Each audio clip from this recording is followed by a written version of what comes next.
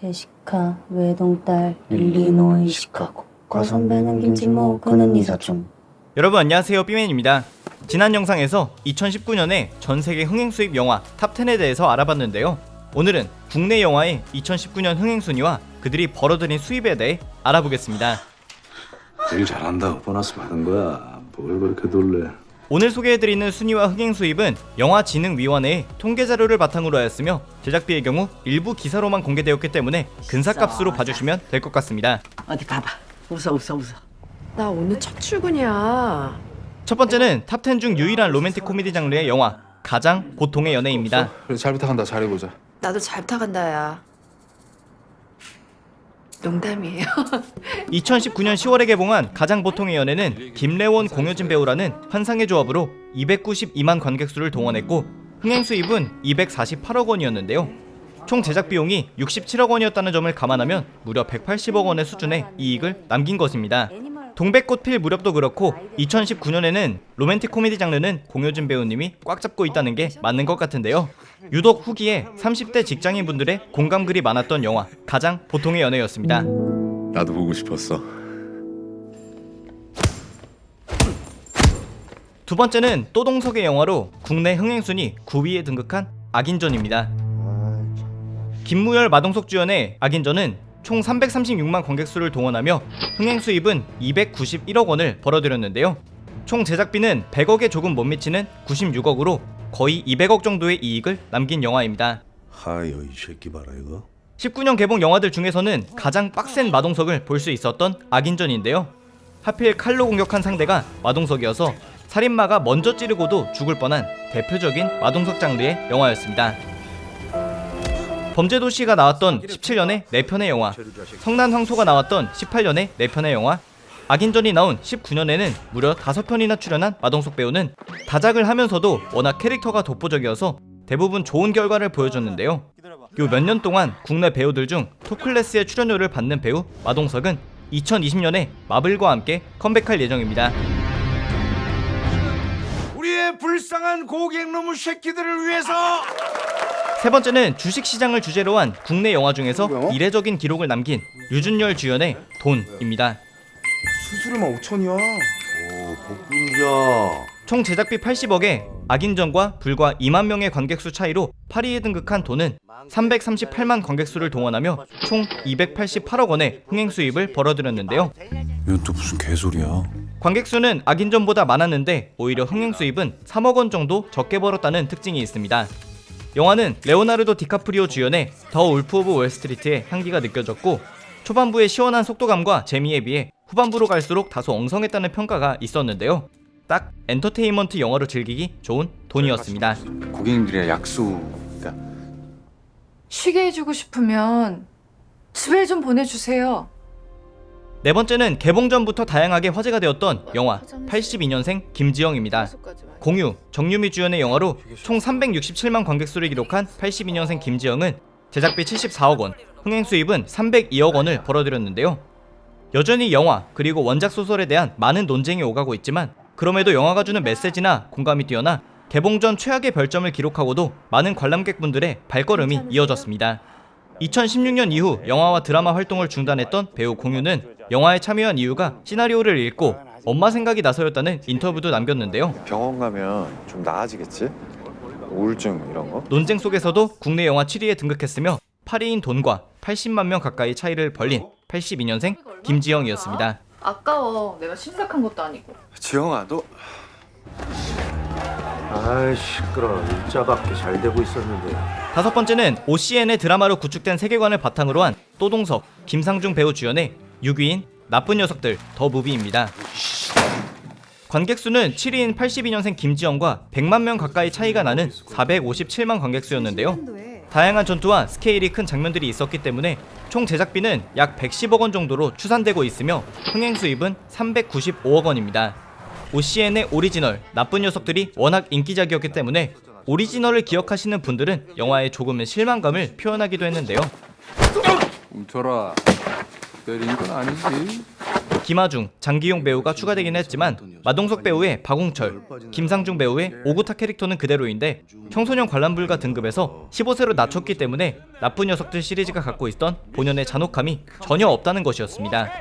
그럼에도 추석 시즌에 개봉했다는 점, 그리고 국내 극장가에 1511개의 스크린을 확보하며 흥행에는 성공했는데 개인적으로 나쁜 녀석들 더 무비보다는 올해 개봉한 마동석 배우의 다른 영화를 추천드립니다. 쪽발이 새끼들한테 꼬리 잡히지 말고 좀 잘 좀 숨어 계쇼. 응? 여섯 번째는 개봉 후에 환경 문제로 잠시 논란이 되었던 오비 봉오동 전투입니다. 알아먹기 쉽게 말하라. 제주도 망아지 새끼. 탑10 중 류준열 배우가 주연을 맡은 두 번째 영화인데요. 관객 수는 500만 명에 조금 못 미치는 478만 관객수, 제작비는 190억 원에 흥행 수입은 405억 원입니다. 역시 시대극 그리고 전쟁 영화의 특성상 굉장히 많은 제작비가 투여되었는데요. 1920년 6월 독립군들의 역사상 최초의 승리를 그린 봉오동 전투는 유해진, 류준열, 조우진 배우 이외에도 실제로 일본 배우들이 일본군 장교 역을 맡으며 화제가 되기도 했습니다. 한 가지 알고 가시면 좋은 점은 한동안 영화가 통째로 욕을 먹었던 동강 할미꽃 멸종 사태는 국민청원을 통해 제기된 문제였는데요. 이후 환경단체 내셔널리스트의 사무국장님이 직접 나서서 보호종인 동강 할미꽃은 영화 촬영장에 서식하고 있지도 않았고 촬영 제작진이 환경상의 피해를 입힌 것은 맞지만 그 정도가 청원을 통해 지나치게 왜곡되었다는 점을 전달하기도 했습니다. 개봉과 동시에 부정적인 이슈가 맞물려서 기대보다는 아쉬운 흥행 성적을 냈지만 그래도 꽤 추천드리고 싶은 봉오동 전투입니다. 어디로 이동합니까? 됐습니까? 일곱 번째는 봉오동 전투나 82년생 김지영과는 비교도 안 될 정도로 욕먹고 화제가 되었던 영화 백두산입니다. 백두산은 한국 영화들 중에서도 손에 꼽을 정도의 제작비인 300억이 투여된 영화인데요. 영화가 돈을 많이 썼다는 점은 초반에 강남역, 후반에 백두산 등 컴퓨터 그래픽을 시작으로 다양한 폭발신과 대규모 세트에서도 느껴지는 부분이었습니다. 게다가 주연 배우로는 무려 이병헌과 하정우 배우, 조연으로도 마동석, 수지, 전혜진 배우를 내세웠는데요. 2020년 1월 현재 개봉이 되어 있는 상황이긴 한데 거의 끝물이기 때문에 현재 기록된 629만 관객수에서 큰 폭의 변화는 없을 것 같습니다. 그래도 흥행 수입은 제작비보다 약 229억을 더 넘는 529억 원인데요. 백두산보다 순위가 낮은 봉오동 전투는 215억 원의 수익을, 나쁜 녀석들이 285억 원의 수익을, 비교적 제작비가 낮은 82년생 김지영이 228억 원의 수익을 남긴 것을 생각하면 백두산의 229억이라는 수익은 조금 초라하게 느껴집니다. 미안해 오빠. 그냥 우리 지금처럼 편한 오빠 동생 사이로 지내자. 여덟 번째는 4위인 백두산보다 무려 320만 명이나 관객을 더 동원하는 데 성공한 유나, 조정석 주연의 엑시트입니다. 뭐 내가 뭐 충격받고 울고불고 그랬을까봐? 제작비 총 130억 원이 투여된 엑시트는 무려 792억이라는 흥행 수입을 벌어들이며 632억 원이라는 수익을 남겼는데요. 모두가 개봉 전까지만 해도 이렇게 대성할 것이라고는 예상을 하지 못했지만 코미디로 버무려져 있는 두 배우의 연기에 나름의 꿀 정보로 가득한 재난 액션까지 보여줬습니다.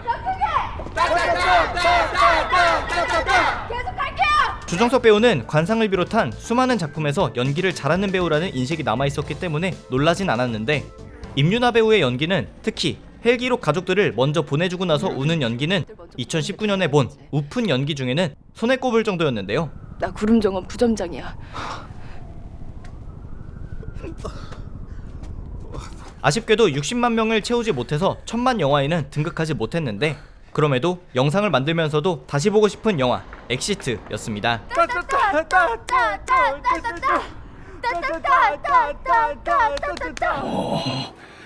너는 계획이 다 있구나. 아홉 번째는 국내뿐만이 아니라 전 세계를 사로잡은 그 영화 봉준호 감독의 기생충입니다. 국내 흥행 전체 2위를 기록한 기생충은 약 1,008만 명의 관객을 동원했으며 제작비는 150억, 흥행 수입은 858억 원인데요. 웃기면서도 기분 나쁘고 기분 나쁘면서도 오묘한 기생충은 황금 종려상을 비롯해 청룡 영화상에서는 모든 배우들과 제작자들이 기생충이 상을 다 받을 줄 알았다며 수상소감을 남기기도 했습니다. 아이 설마. 진짜? 현재는 왕좌의 게임의 방송사로도 유명한 HBO에서 기생충의 미드를 만들고 싶다며 협의 중이라고 했는데요. 또한 괴물, 변호인, 택시 운전사에 이어 송강호 배우의 네 번째 천만 영화이기도 합니다. 근데 검색해보세요. 주연, 조연, 제작자 누구 하나 나눌 것 없이 훌륭했던 기생충은 밤낮 없이 일하는 것으로 유명한 영화 현장에서 주 52시간 촬영이라는 이례적인 선택도 하며 미담이 이어졌는데요. 잘 만든 영화 하나가 한국 영화뿐만이 아니라 관습처럼 여겨지던 국내 촬영 현장의 실태도 바꾸는 것 같아서 여러모로 좋은 영화라는 생각이 들었습니다. 당신 계획도 없지? 난 그냥 여기가 편해. 그냥. 왜 자꾸 장사가 잘 되는데? 마지막 10번째는 국내에서 압도적으로 1위를 했을 뿐만이 아니라 2019년 1월에 개봉했으나 1년 내내 기록이 깨지지 않고 있는 극한직업입니다. 지금까지 이런 맛은 없었다. 이것은 갈비인가 통닭인가. 내 수원 원갈비. 대놓고 코미디 장르를 목적으로 제작한 영화이기도 하고 제작비가 약 95억 원 정도인데 반해 어벤져스 엔드게임마저도 거의 250만 명에 가까운 관객수 차이로 이겨버린 극한직업의 흥행 수입은 1396억인데요. 제작비 대비 거의 14배에 가까운 흥행 수입인데 아무리 연초에 볼 영화가 없고 경쟁 상대가 없더라도 영화 자체가 재밌지 않았다면 이 정도는 불가능했을 것 같습니다. 동생 상대도 자존심 상해요? 형. 엑시트와 마찬가지로 가볍게 볼 수 있는 영화인데 수원 왕갈비 통닭부터 배달의 민족이 떠오르는 유승용 배우의 전화받기 스킬, 지금까지 이런 맛은 없었다. 이것은 갈비인가 통닭인가. 예, 수원 왕갈비 통닭입니다. 신선규, 이한희, 이동휘 배우뿐만이 아니라 잠깐 지나가는 조연들까지 모두 제 역할을 톡톡히 해내 2019년에 국민영화가 된 극한직업이었습니다. 엄마 나 반장 냈어. 이렇게 총 10편의 한국 영화 한정 흥행 순위를 알아봤는데요. 이번 조사를 통해 알게 된 것은 2019년에 국내에서 1000만을 넘은 외국 영화는 어벤져스 엔드게임, 겨울왕국2, 알라딘이고 한국 영화는 기생충과 극한직업 이렇게 2편이었는데요.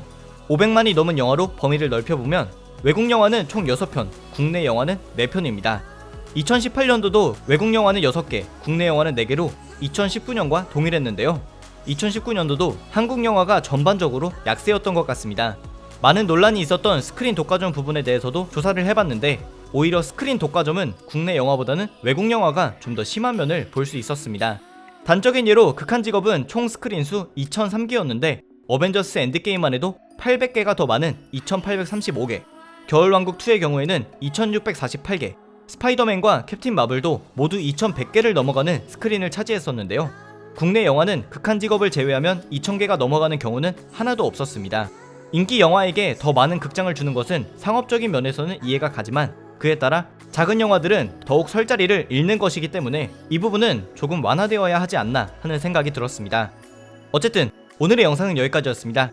재밌게 보셨다면 추천과 구독 부탁드립니다. 감사합니다. 지금까지 삐맨이었습니다. 치킨이 미래다. 수원 왕갈비 통닭.